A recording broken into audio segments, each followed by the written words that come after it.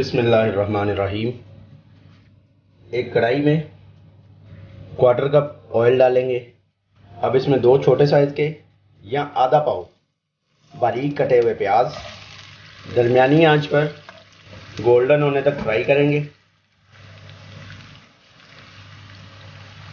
जैसे ही प्याज गोल्डन हो जाएगा, चूल्हे की आग बंद कर देंगे और इसे इसमें से निकाल लेंगे।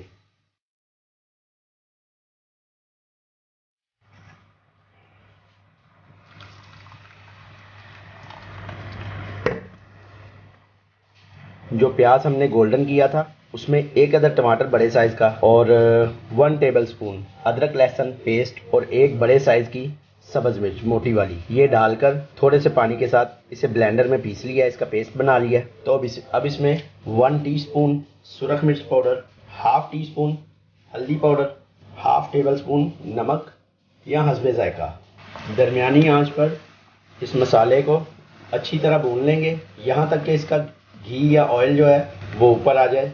जलने नहीं देंगे इसको, ज़रूरत पड़ेगी तो थोड़ा बहुत पानी शामिल करेंगे। मसाले को अच्छी तरह भून लिया।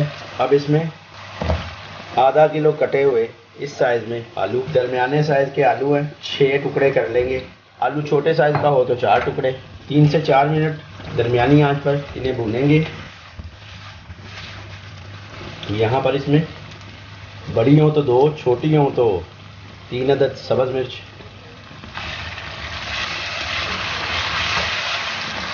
तकरीबन 4 मिनट भूनने के बाद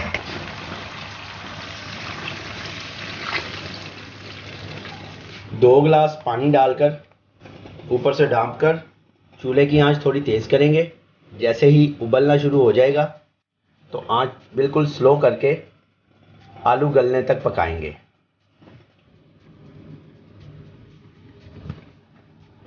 आलू जो है वो गल गए हैं। अब इसमें उबले हुए 6 अंडे 6 डाल लें, 8 डाल लें। चूल्हे की आग बंद कर देंगे। अब इसमें ऊपर से थोड़ा सा गरम मसाला इस तरह से छिड़क कर 1 मिनट के लिए ढाँप देंगे। अब इसे डिश आउट करेंगे।